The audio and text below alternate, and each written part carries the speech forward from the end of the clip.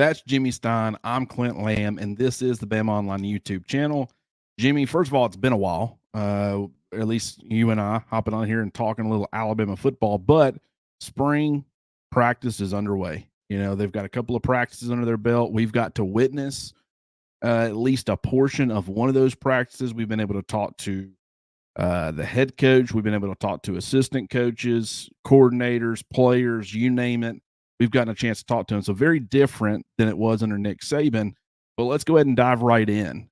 First of all, based off of what you saw during the 25 minutes or so, practice period that we were able to watch, what were some of your key takeaways? I know there's a ton going on. We'll have some different varying observations, I'm sure, but what were some of your key takeaways from that limited amount of practice we were able to see?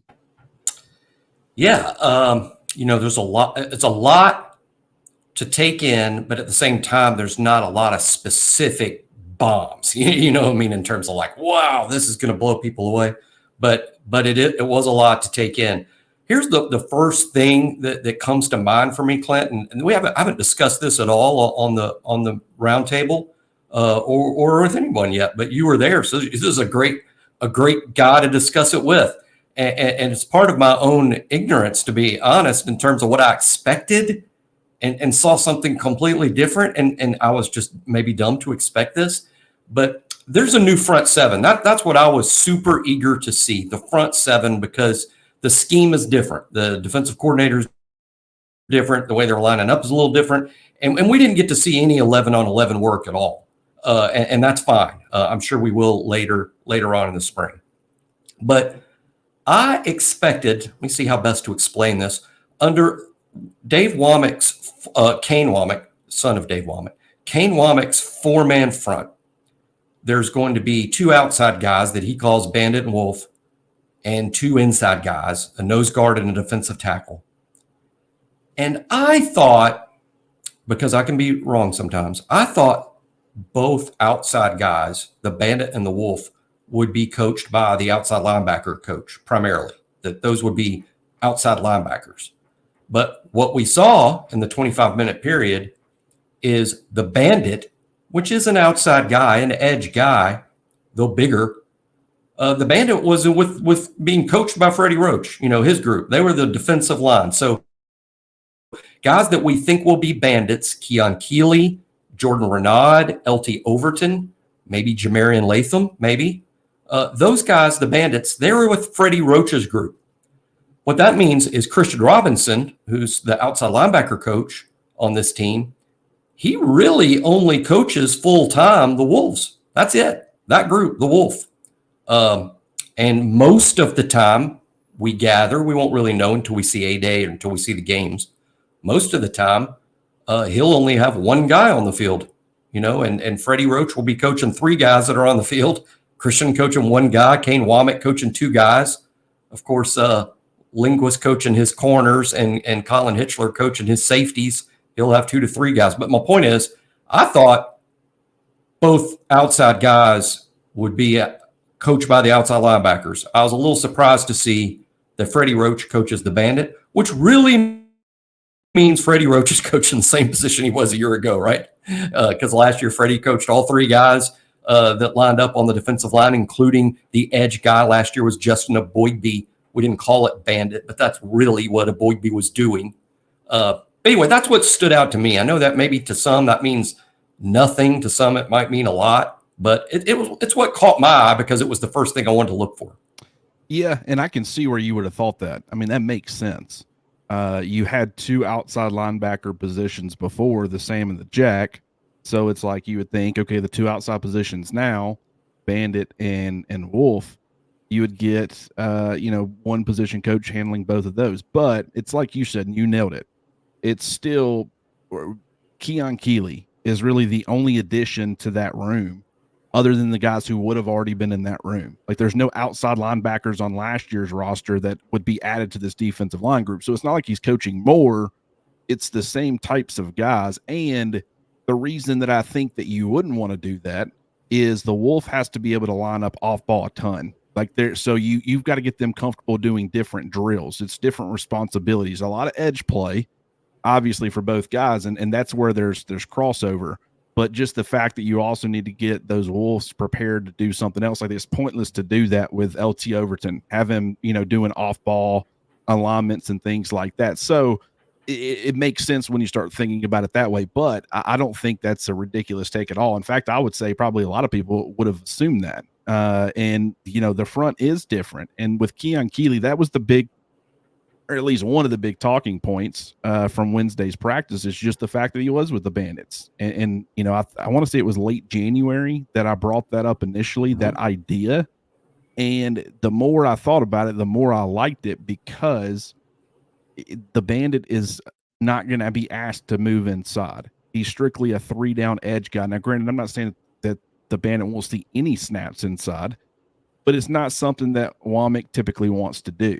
And so when you look at the Wolf and the fact that it's got to drop into coverage and line up off the ball, you look at Keeley, you don't want him doing that. You want his hand in the dirt as much as possible.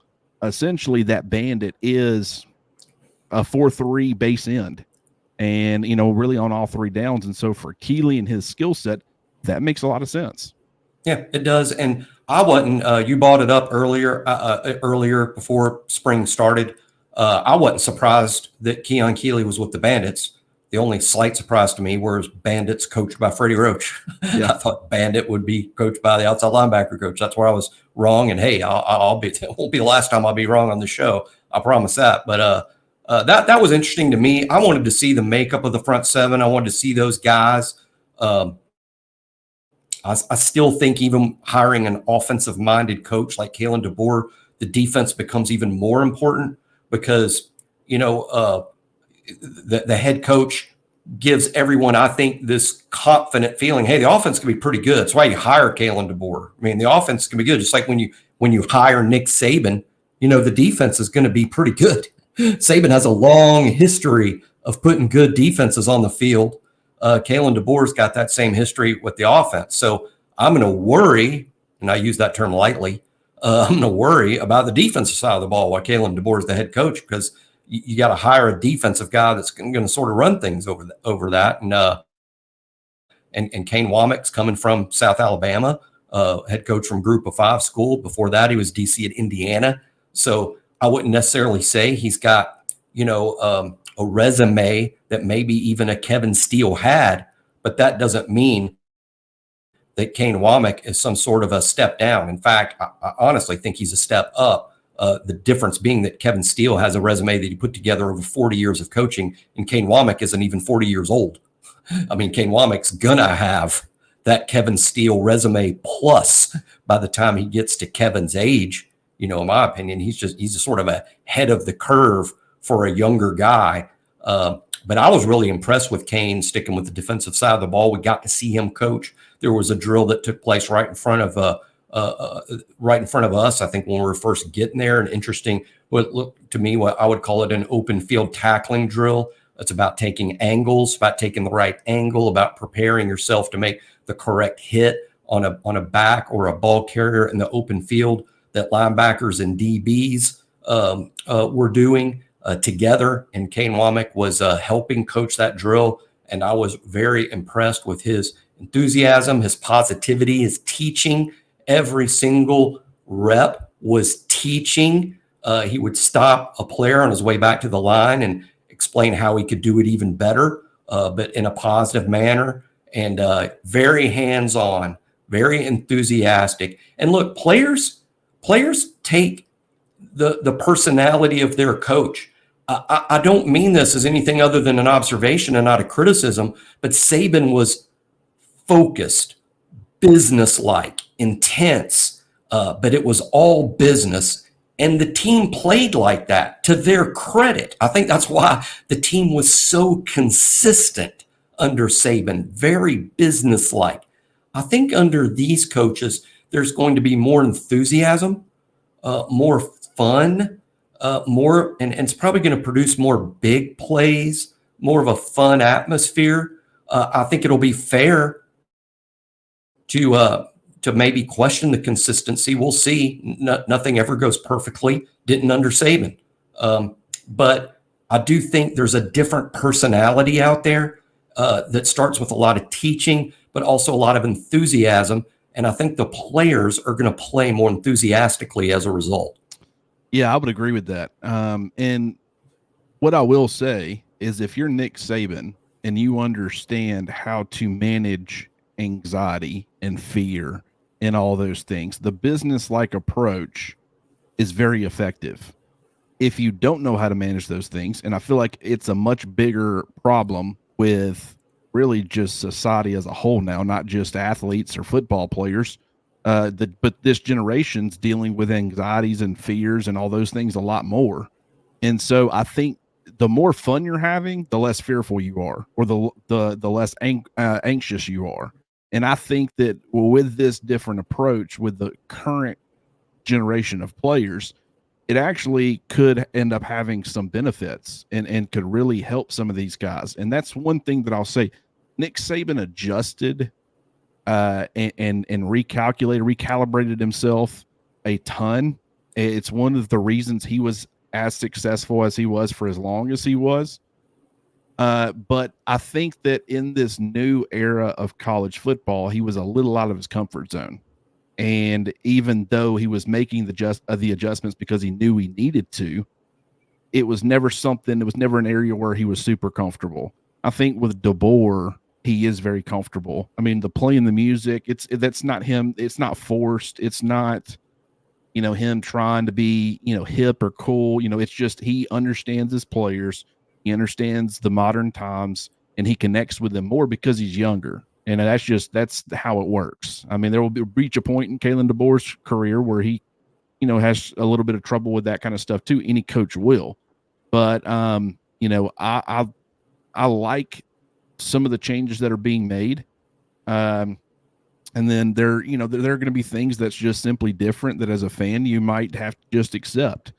But, it was different witnessing everything that was going on. And there was a lot that you bring up the enthusiasm, you bring up the energy and the positivity. I think right now, this is not to say that the coaching staff is going to be super soft on these players. And it's going to be all about positive, reinforcement and encouraging players 24/7. I don't think that's the case. But in these beginning stages, you're really trying to build a relationship. You're trying to build confidence, especially in those young players. I mean, you got a young secondary, and that's the position that we were mostly watching with those open field tackling drills. And, a lot of freshmen. And you don't want them getting down on themselves or especially in front of the media where cameras are rolling and everything else. I thought it was good that they were kind of going above and beyond to build that confidence. They had things to correct, but when they would get it right, they went above and beyond to make sure that player felt that they got it right. And this feel good where you start seeking doing things the correct way because of the positive reinforcement that really you're getting not only from external factors, but also internally.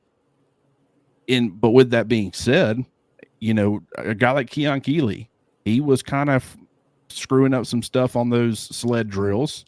And how did Freddie Roach handle it? He didn't chew him out or, whatever. He told him to get back and figured out, do it correctly, pulled him to the side, worked with him a little bit. And then when he got it, positive reinforcement. And it's like, there you go, man, you got it. And I think it was very cool that we got to witness how coaching is supposed to look firsthand. Like you saw the light come on for Keon Keeley in that moment where when he did it right, he gets the positive reinforcement, and Freddie Roach is, he's checked that box. He now understands how to do that drill properly and all that stuff.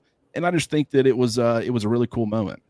Yeah, it's coaching, right? I mean, it's the whole title, and you see them doing a lot. And what I noticed again in that open field tackling drill, when it was the older kids that to some extent were proven. I mean, I know I'm not a coach. I don't know exactly what it is they're looking for in that drill, and we can't really hear the coaching end of it from where we stand.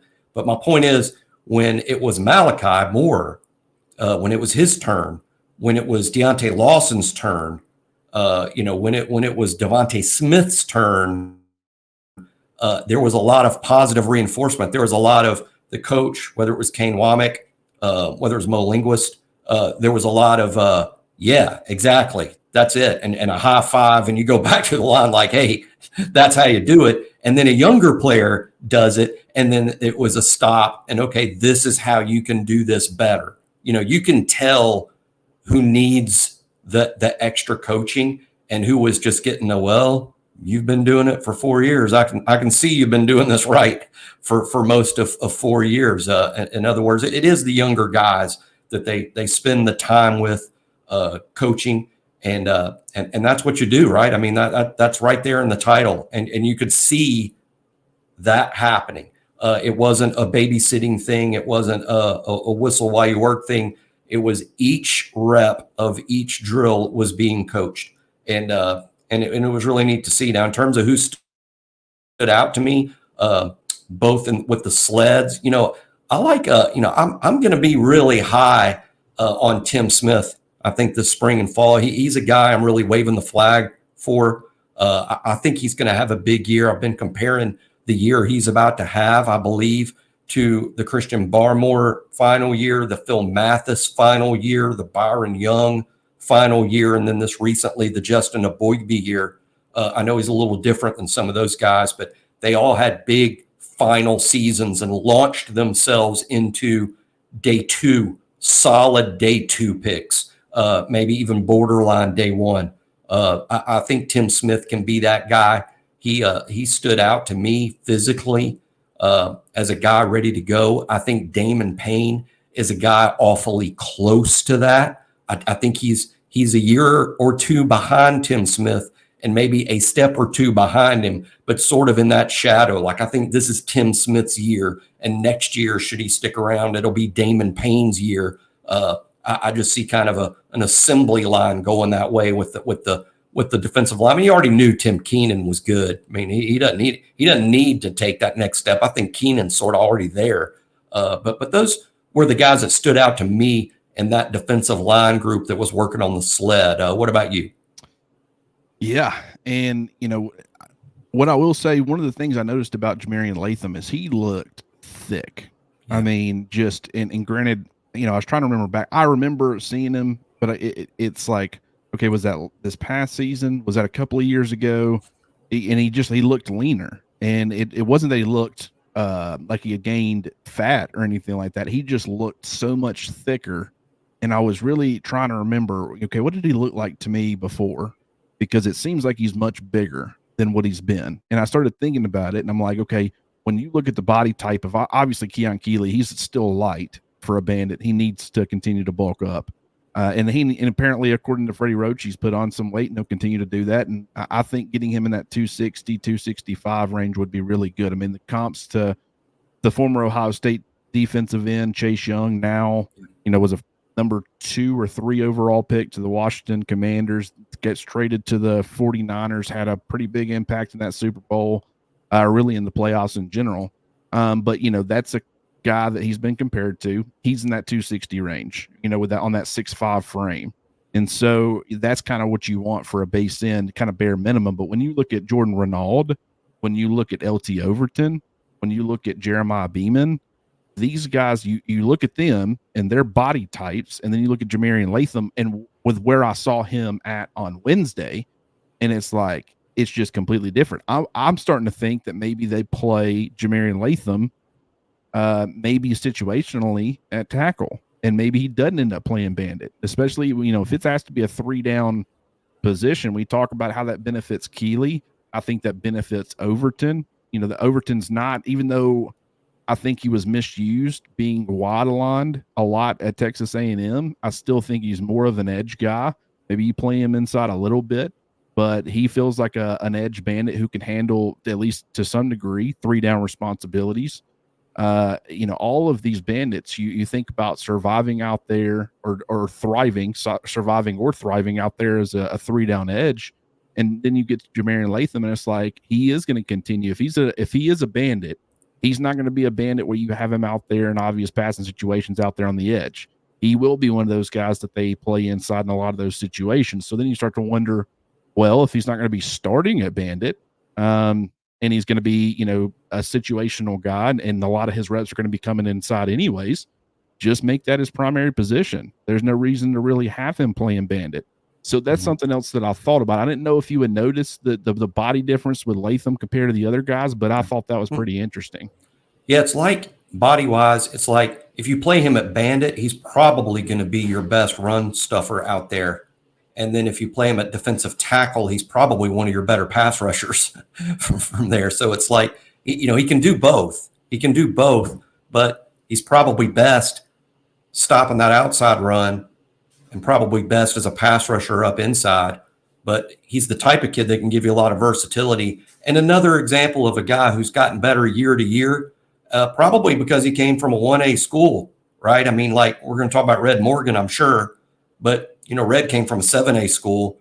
Probably shouldn't be too surprised that he picked up on things quickly and is sort of jumping into SEC play without missing a beat because he's coming from a 7A program. Jamirion Latu, the complete opposite. Now he's into, I think this is his year 4 at Alabama, if not year 5.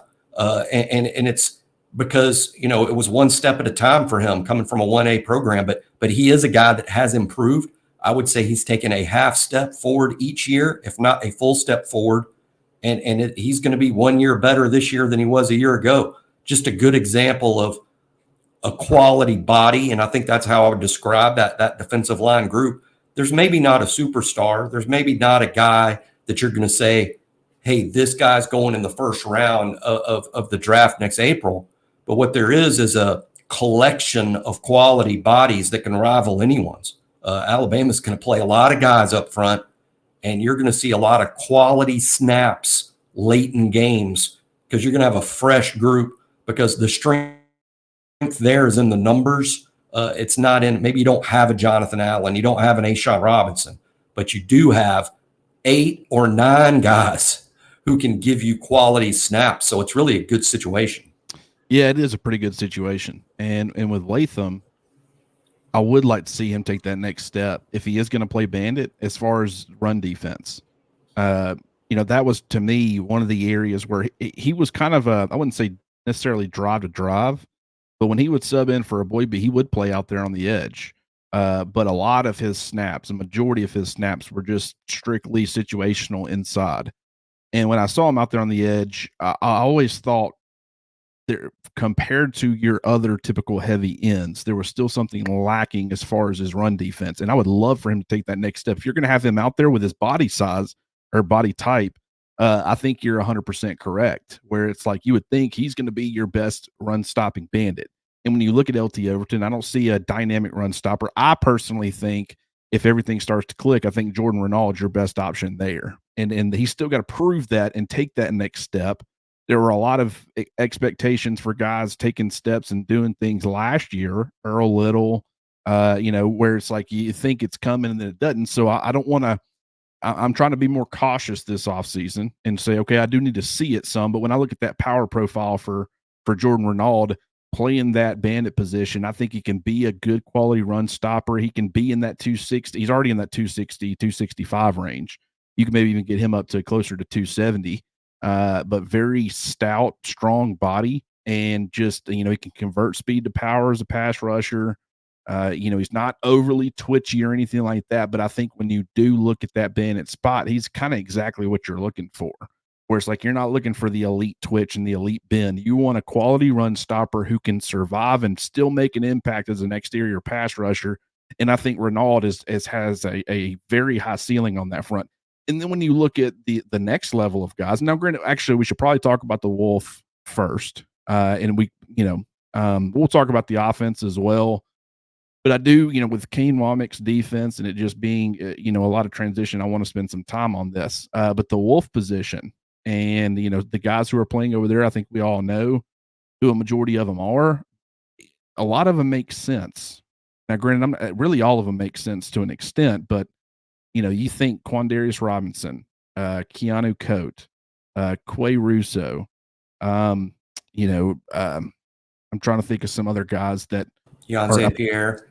Yeah, well, Yanze Pierre, you know, not to the extent of some of these other guys, but my point with those first 3 is just saying there was a time where we questioned, are these guys going to be an off-ball linebacker, an inside linebacker, or are they going to be an outside linebacker?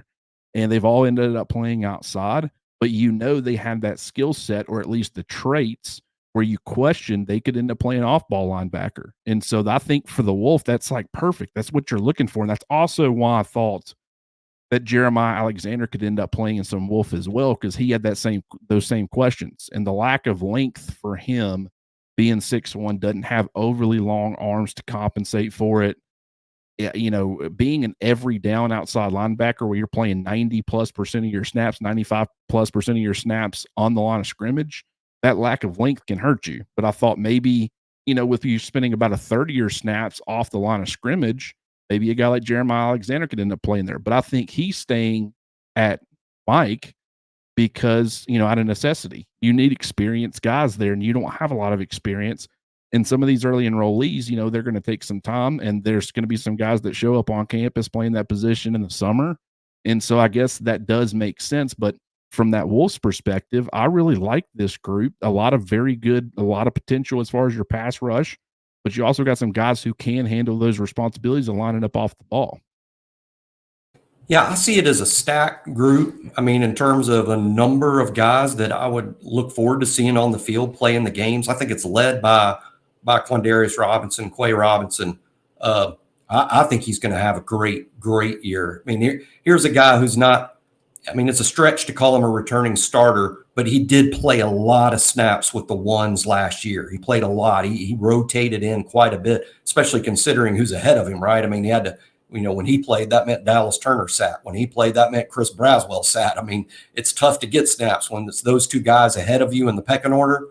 But he did play quite a bit of snaps with the ones, and he's ready. Look, there's no question about is Quandarius Robinson ready to play first-team snaps. He definitely is.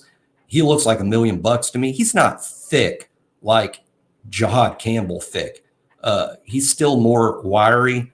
But, man, I think physically my comp for Quay drives people crazy because it's an Auburn comp. But physically, he reminds me a little bit of Carlos Dansby that was at Auburn years ago, where there's just tremendous length and tremendous athleticism.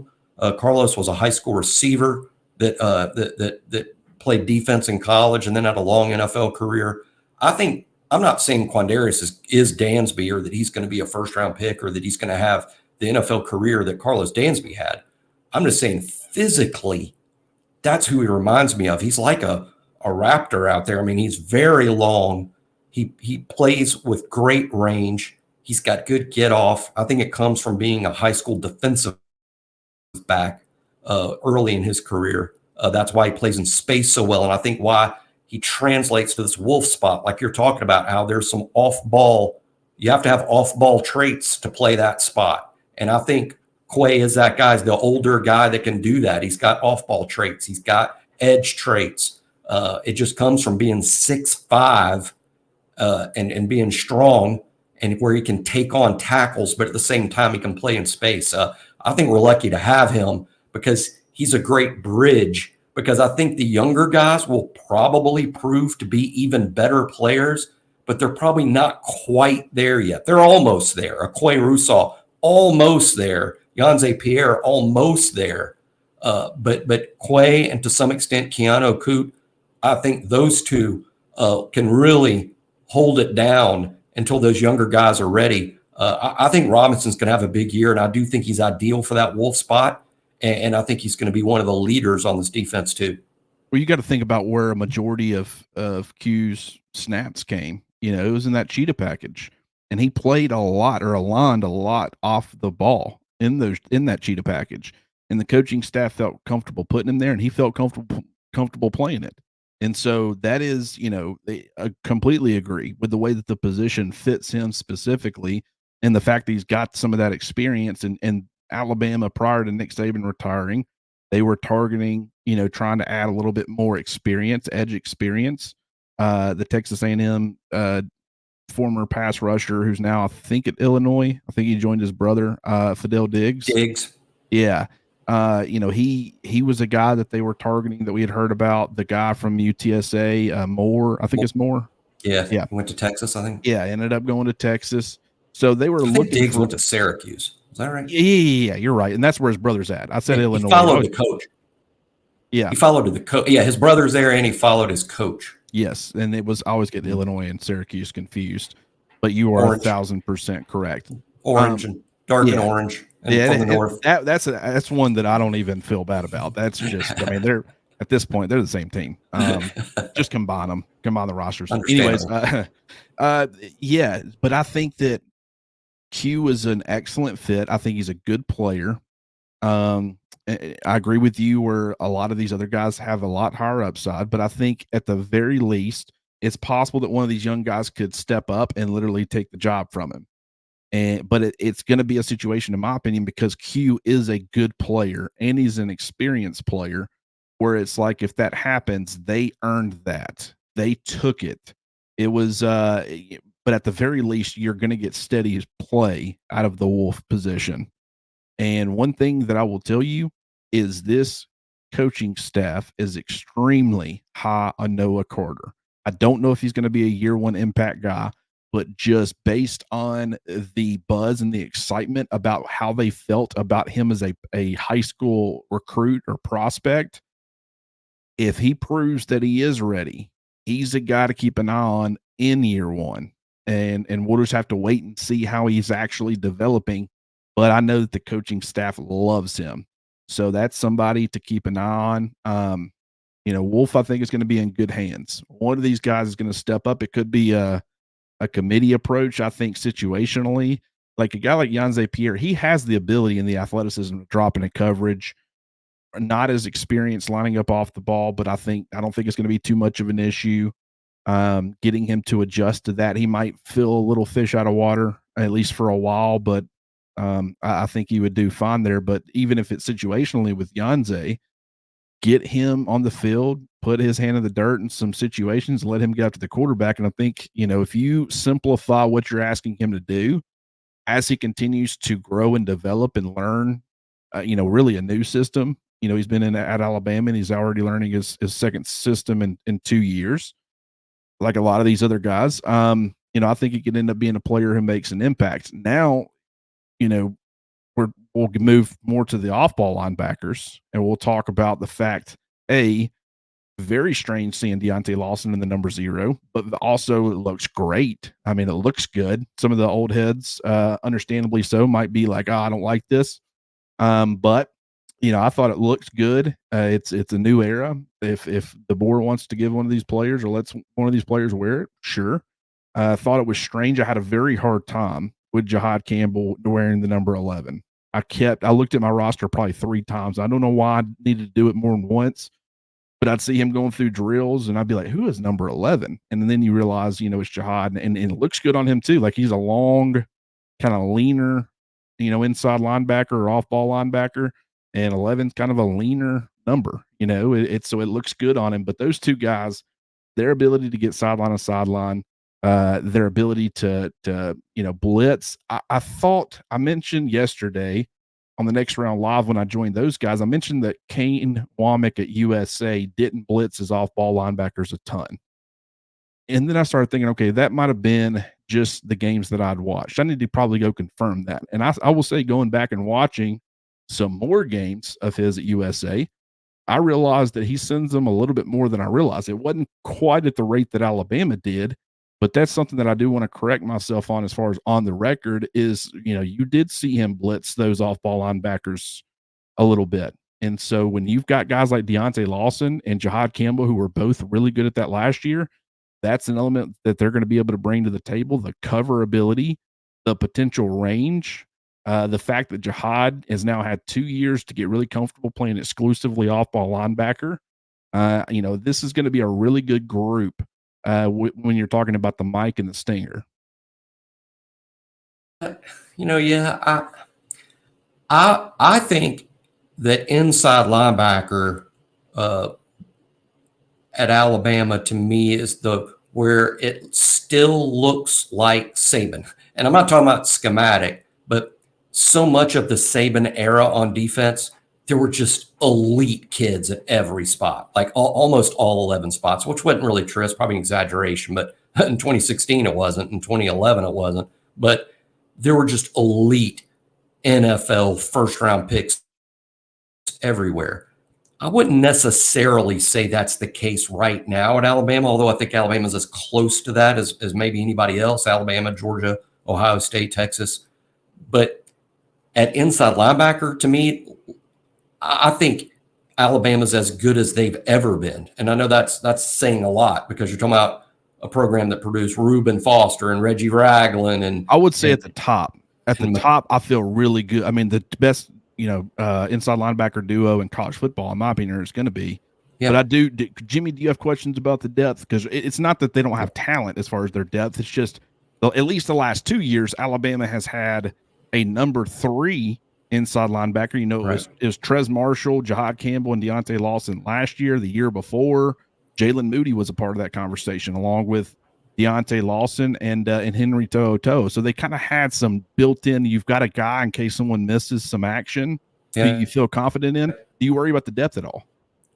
I worry about the depth hugely because it is it's a big problem. I would say in the first 2 guys, as good as it gets in college football, and typical of the Saban era, if not even better than a lot of the Saban era. I think the world of Deontay and Jahad Campbell, I think they're elite college football players, and they're going to thrive in this new system.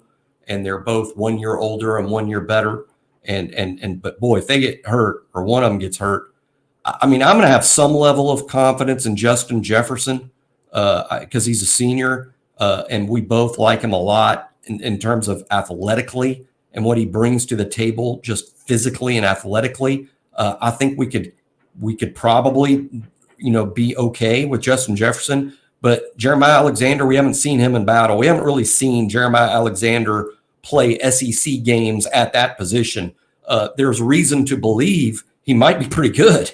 There's a lot of reason to believe he might be pretty good, but we hadn't seen it yet. And for a guy that's so into recruiting and projection, I'm still also a little bit of a show me guy. I mean, you got to have to show me. Don't just show up with hype. I want to see you do it against this level before I really believe it. But Jeremiah Alexander maybe not ready yet. The freshmen likely aren't. Sterling Dixon, Okoronkwo, the young inside linebackers, they're probably not ready yet. QB Reese will be here later, a little smaller guy, but no, the depth is freshmen. So much of this Alabama team, Clint, you could basically describe a lot of the team this way, right? Veteran starters, freshman backups. I mean, it's like the handful of older kids that you have on the team are all starters. The freshmen are all critical backups, redshirt and true freshmen. So that's the situation in linebacker. It's like elite starters. They need to stay healthy because the drop off. I mean, seriously. I mean, people think I'm all sunshine all the time. I'm here to tell you the drop off from the starters to the depth there is a cliff. And that's and it's like you said, it's not a lack of talent. So if one of these guys just emerges and proves that he's capable of handling snaps, you immediately feel a lot better about it, because really what you want is those 2 experienced guys at the position, and then you want that third guy that you could rely on. Deontay Lawson has missed a lot of time. I mean, he's missed action really in every single year he's been at Alabama. Jahad Campbell missed the beginning of last year. So if you have that trusted number 3, then you feel a lot better about it. Now, what I will say about Justin Jefferson is I think he can be that. I really do. And what I think would happen is if Deontay Lawson misses time, I'm assuming Jahad Campbell, with his experience and stuff, he'd slide to the Mike spot, which I think he would handle just fine. And you bring in Justin Jefferson to play that stinger spot, because I think that stinger, he's a perfect fit there, with the range and what it's asked to do. So I think that he would be good there. Where my concern comes in is I'm watching him last year all throughout the spring, and then of course in scrimmages, open practices and things like that. And he seemed to get it to me. And for whatever reason, it wasn't that, he's got, a lot of talent in front of him, and that's what's preventing him from getting on the field, because that's true. But you had guys get banged up, and he never felt like he was anything more than like linebacker 5 or off-ball linebacker 5. So that's where it's like, okay, based off of what I saw, I think he can be that guy. I thought he could be that guy last year, but he wasn't. And why is that? And I can't answer that question. I have no idea.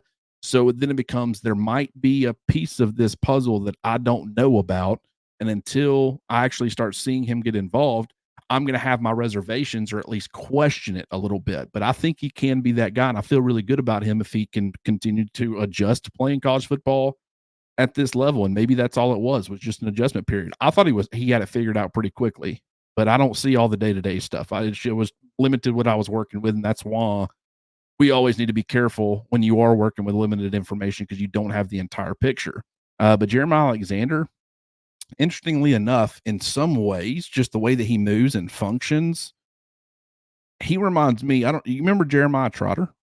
Played for the Eagles, linebacker. Sure. Yeah, Great player. He was like 6'1", like 260 pounds, as a middle linebacker. Thick. Yeah, very thick. And that's kind of, Jeremiah having the same first name, that I guess plays into it a little bit, but it's just more of like body type, the thicker, linebacker, and just the way that he moves. And granted, I haven't seen a ton of Jeremiah Alexander playing off-ball linebacker other than the late game reps against Kentucky and UT Chattanooga. And granted, he looked like he was a ball magnet. Jeremiah Trotter was a ball magnet.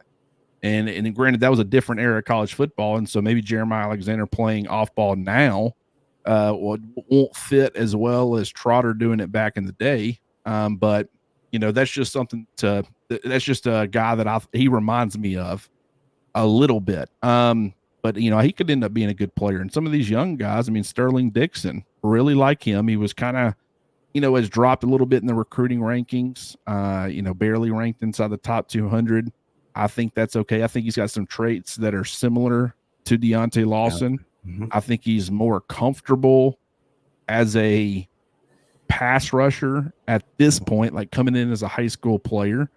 I think he's already a lot more comfortable with that than Deontay Lawson was. Like, that was one of the questions I had about Lawson when he was coming out of high school and really after his first season at Alabama is, Alabama was starting to implement their off-ball linebackers more in the pass rush and getting after the quarterback and all that.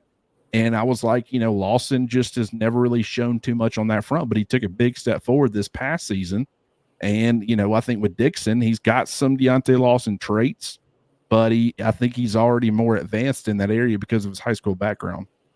He's wearing number 40 out there, and 40 at inside linebacker for the last few seasons has been Kendrick Blackshire. And boy, there's a step down in physicality there in size. Sterling is a typically sized true freshman linebacker. Joshua McMillan was before him too, by the way. He was a big kid. Yeah, that was a big kid too. 40's been a big number. And it is not now. It is now a number. I don't know if we still do this in the nutrition, but it used to be under Amy Bragg when she first got here anyway. Amy would, food was color-coded, green, yellow, or red. And depending on, whether you were a weight gainer or a weight loser, you had to match your color to the color of the food that's being offered. And Sterling Dixon would be a green guy eating all the green foods. In other words, Sterling, just keep on eating. You're an eater. You're an eater. Tim Keenan, stop. You're a red guy. Stop. Sterling needs to eat your plate. You go eat, the salad. But Sterling's got to gain some weight. And I think wearing that number 40 kind of exacerbates the story because the number 40 doesn't look like that 40's been looking. But I'm really high on Sterling Dixon. I think he'll be a great player. But he's a good example of what I'm talking about that drop-off. Lawson and Campbell are as good as it gets. You lose those guys and have to play these freshmen. They're promising. I think we all remember what it looked like when Christian Harris and Shane Lee were true freshmen inside linebackers at Alabama having to start because of injury. And we all know how the story ended. Shane Lee was a quality player, particularly in the Pac-12 at Southern Cal. Christian Harris, a superstar player, and now a quality NFL player. But in 2019, they were just not ready to play SEC football, and the defense as a whole took a hit because of that. But hey, that's what happens in football. Injuries happen, and sometimes kids have to play before they're ready. And sometimes fans don't acknowledge the difference. Players on the field not getting it done, they get criticized. But some kids have earned their way onto the field because they've earned it because they're really good and they're ready. Other kids, it's just kind of thrust upon them. They have to be out there, even though they're not ready. And those kids get taken advantage of. This SEC football is brutal. And Saban may be gone, but that element of the SEC is not changing. If you got a player on the field that's not ready to play, he's going to be picked on, and it's going to be a problem for you. Yeah, and speaking of weight gains, you know, and just going, I'll tell you, are we going to let Jaden Roberts settle somewhere? I mean, he gets to Alabama a little bit bigger of a guy. They have him lose a bunch of weight because of the system they had. Then you get Eric Wolfer coming in, and then he beefs back up, or he starts trying to beef back up and get bigger. And now we're right back to, hey, go back the opposite way. Like, this cat's been a different weight by probably like 15 or 20 pounds each way about 5 different times since he arrived in Tuscaloosa. And Like an now actor. I'm guessing it's going It's like an actor going from movie role to movie role. Yeah, that's a great point. Yeah, it's I just find that interesting. And we'll talk more about the offense early next week. You know, put an emphasis on it, but let's talk about the secondary, because that is super interesting. We talked to Linguist following Wednesday's practice. I thought it was a very interesting point that he made about, you know, they're going to have a field and boundary corner. So you're going to have a corner playing to the wide side of the field, which is the field corner, and then you're going to have a guy that's playing to the boundary side. So it's a much more smaller, compact area that you have to worry about. But in these beginning stages, the coaching staff is keeping it as a left and right cornerback. And the reason for that's what you saw under Nick Saban. Granted, I think early in his career, or excuse me, early in his tenure at Alabama, he did have some field and boundary stuff, but from really in recent years, for a while, it's been left and right corner. And so there's some familiarity with the returning guys. The problem is there's one returning guy at corner. So, I mean, no one else is benefiting from the fact they played left and right under Nick Saban other than Jaleel Hurley. But what I will say is that I love the point that he made about why they're doing that. In these early stages, you can eventually get more specific with guys and figure out the strengths and weaknesses of each individual player and where they need to play, whether they're a field corner or a boundary corner. But taking this left and right approach, it exposes all of them to playing both field and boundary corner. Sometimes if you're playing on the left side exclusively, sometimes you're to the field side, sometimes you're to the boundary side. Same with the right. And so the benefit of that is that these guys are getting exposure to both. You can identify some of those strengths and weaknesses. Maybe there's a guy you think can't handle field responsibilities, and then you watch him in practice, you know, on those reps where he's to the wide side of the field, and he's making plays all over the place, and he's got that range. You're like, okay, he can play field. But also, it prevents you from being locked in. Like, if you have a backup field corner who's not your number 3, like you got your 2 starters, one of them gets hurt, and the guy who is your third best corner has only been playing field, and it's the boundary corner that gets hurt. Now you have to go to your number 4 guy at least, maybe even number 5, because maybe your number 4 corner is also on that side of the field. And so now you're looking at a situation where you're having to play lesser talented players because the guys aren't familiar with playing one or the other. So at this point in the offseason, you let them play both. They get exposure to both. And that way, from a depth standpoint, if injuries happen, which they happen quite often at corner, you can go get your number 3 guy on the field and feel confident in that. You know, I think that's really important, Jimmy. Yeah, I like the cross training. I think the cross training is critical. I thought it was the most interesting answer. I mean, that was not a coach speak answer. I mean, that was a coach telling us how it is answer, and that was fascinating. Maybe the most interesting thing we learned from the coach interviews was that very thing. And look, you know, when you lock them into boundary and field, you know, I kind of got used to the way Nick Saban was doing it, and this is why I liked the way Saban was doing it myself. I mean, I think everybody knows the general principle is your boundary corner is your more physical guy, and your field corner is your quicker, faster pass defense guy. Well, you know, if I'm the offense and I know that you're playing boundary and field corners, then I'm going to throw it at your boundary guy and I'm going to run it at your field guy, because you're already telling me who's better at one thing. I didn't even have to watch the tape. I know who's better at what. So I'm going to throw at the boundary guy and I'm going to run at the field guy. So, you know, I sort of like the left and right concept where you're not giving anything away and you're telling the world, hey, in our opinion, our guys can handle it, you know, and that's why. But hey, it also comes with, you know, when you have Kool-Aid McKinstry and Terrion Arnold, I mean, you got all world guys that are pretty good at everything. That's the beauty of having the 5-star elite talent, is they're really good at all of it. And Alabama's going to continue to have that, you know. So Alabama's going to continue to have quality corners. Now, corner is a real question mark when you watch practice, like we did on Wednesday, and you look out there and they put the ones out there, the first group as is today. The corners are Damani Jackson, who probably doesn't even know where the bathrooms are. He just got here. Yeah, he's a junior, and he started a season of college football. But let's be honest, he started on a horrible defense. I mean, USC wasn't bad. USC was horrible on defense a year ago, and he was a starter on that group. And then the other corner is Jaleel Hurley, who's not only a guy who's never played, he's a redshirt freshman. So he didn't play at all during his freshman year, didn't play a snap. And those are your two ones. Now, that's not to say they'll both be ones when the season starts. Now, I personally believe Damani Jackson is going to be a really good player. I think the transition to Alabama is going to be very helpful for him. I think having better players around him is going to improve him. And when I watched Damani, and I watched him quite a bit on Wednesday, he is a greyhound athlete. I mean, this guy has some twitch. He's also not small at all. I mean, he is a well-built NFL-looking size cornerback that just has a lot of ability. I like him a lot. I think Hurley's got a chance to be good. Hurley's biggest problem to me, Clint, isn't are you going to be any good? Hurley's problem to me is the freaks behind him. I mean, Jalen Mbakwe, Zay Mincy, and Zabian Brown, they did not show up to sit down. I mean, these guys look like future stars to me. I was knocked out, to be honest. We're going to do a pecking order. Mincy's size is crazy. You would swear he's a fifth-year senior looking at him and not a true freshman. His length is unbelievable. It reminds me a little bit of Kyrie Jackson in terms of how he's built. But a lot more fluid. Yeah, exactly. Just more of a Greyhound-type athlete maybe than Kyrie.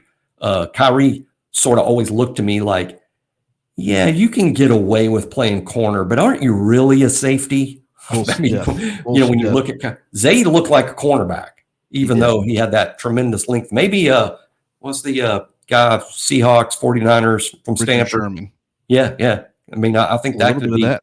I mean, there could be some Zay Mincy, Richard Sherman comp there. But Mbakwe also, I thought really impressive in the press drill they did where he showed his punch. He's a physical dude. For a guy who played a lot of quarterback in high school, I think people will be shocked how physical Jalen Mbakwe ends up being when he's on the field one day at Alabama. But corner's a question mark for this team. There's no doubt because Damani, he's a returning starter, but a returning starter from what?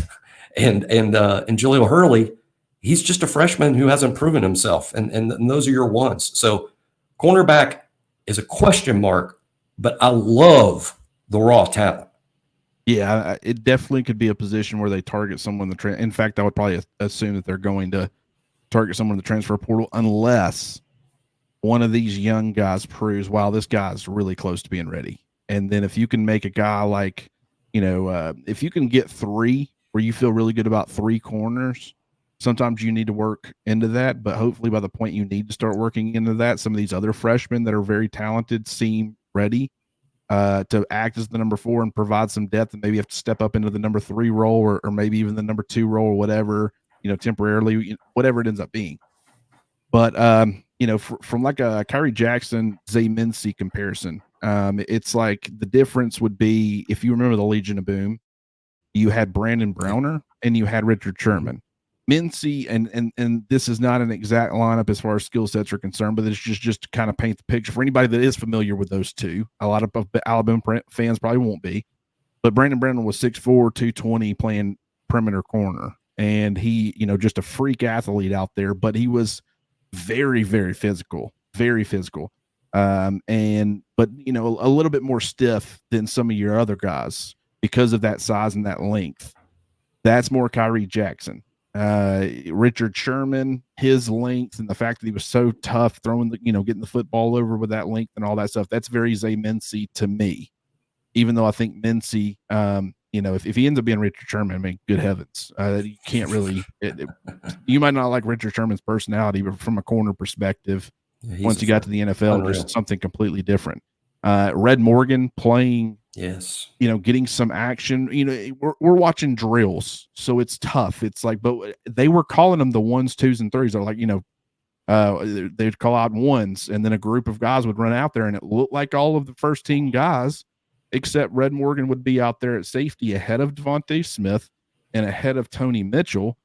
Devontae Smith dealt with some injury stuff. We don't know if that's still affecting him at all. Tony Mitchell had some kind of hamstring strap, and so that could be affecting him. So it could be out of necessity that they were doing that in this practice. But, Red Morgan, despite the fact that he's a lower rated guy, and I say lower rated, I mean, he's still, I think he's 254 overall, so he's just ranked outside of the top 250. When you talk about in-state safeties who ended up being a little bit lower ranked, who ended up making day one impacts over much higher ranked guys, you look at a guy like Malachi Moore versus Brian Branch in 2020, being ranked, I think, in the 185, 195 range coming out of high school. I think Brian Branch was ranked inside the top 100 and ended up being Malachi Moore there, at least in that 2020 season. You got Peyton Woodyard. I've been extremely high on him. He looks like a college-ready safety. But, a guy like Red Morgan, who's a lower ranked guy, could end up working ahead of him and end up making an impact. And if that happens, I think at the safety position with what you've got coming back, what you've added in Keon Sabb, I think that if Red Morgan's work with the first team, it's through he's just playing that well. And I think that would bode well for the entire, not just the safeties, but the entire secondary. Yeah, I mean, to me, probably the biggest shock, if we want to look at who was with the 1s and take it literal, which probably isn't the smartest thing to do, but taking it literally, Red Morgan with the 1s has to be the biggest surprise of the day, if you take that literally. But I'm never shocked when it's a 7A kid, a kid coming from 7A football, especially an elite program like Central Phoenix City. Sometimes those kids are just more ready for big-time SEC football because they've practiced every day against other elite athletes. It's not just who you play on Friday nights, although that's a big part of it. But the kids coming from a Central Phoenix City, they're practicing against guys that football's not over for them. They're gonna, if you're a starter at Central Phoenix City, you're probably just gonna keep on playing football. High school's not the end for you. And so kids like Red Morgan show up more ready than you think. That doesn't mean he won't get passed up. I love your Malachi Moore, Brian Branch comp there, because Malachi showed up more ready than Branch. But over the course of their careers, Branch caught him and then passed him. And then Branch becomes a big deal, and Branch becomes one of the best rookies in the NFL because of his upside and ability. But we have to remember that day one, Malachi was more ready. So that doesn't mean that Red Morgan will always be ahead of Peyton Woodyard or Drake or Patrick Jr. or any of the other freshmen. I mean, he'll always be ahead, but it does mean that he started out ahead. And Malachi's, of course, proven to be a really good player over time. And I think Red Morgan and Malachi is a pretty good comp to one another, frankly. I mean, in terms of physically what they're bringing to the table, I think there's sort of some similarities there. You could even see Red down the road playing that nickel Husky position. But yeah, Red ahead of Devontae Smith was shocking to me. On the other hand, not too shocked. Probably with Devontae Smith, it's a fair question like Deontay Lawson. Maybe Devontae's still getting over being hurt a little bit. Devontae's been hurt a lot in his time. And when you get hurt, it's tough to stay with the 1s because you're not out there, you're not training, you're not practicing, you're not doing the 7-on-7 with the first group. So I think with Devontae, if we're taking bets right now as to who's going to be ahead of who in September, I'd still go Devontae Smith over Red Morgan long term. But let's instead just choose to be excited about, hey, maybe Red Morgan's better than we thought he was. I mean, this is 2 practices in. Yeah. And you see a guy like Parker Brailsford working with the second team behind James Brockermeyer. That's one of Kalen DeBoer's guys. And I respect the fact that he did that. We talked about it, you and I did. And it's one of those situations where, hey, you don't want to show any favoritism. Most transfers that come in, you've still got to earn it on the field. And so even though you're familiar with Brailsford, you've got to make him earn it in his new environment, despite the fact that you're familiar with him. So, and you don't want to send the wrong messages like Brockermeyer has been there. Give him that opportunity to work with the first team. Maybe you can split reps or whatever. But my point in saying all that is to say even the guys like Brailsford are having to earn their keep. It's your 2 practices in. Ain't nobody earned nothing yet. And yet Red Morgan, as a true freshman, is still working with, the first team in that particular drill. So what does that say? Maybe it means nothing. Maybe it means everything. But it's just something to keep an eye on. And I think with getting Sab, he's not Caleb Downs. He's not going to be Caleb Downs. But you replaced Caleb Downs with about as good of an option as you possibly could have.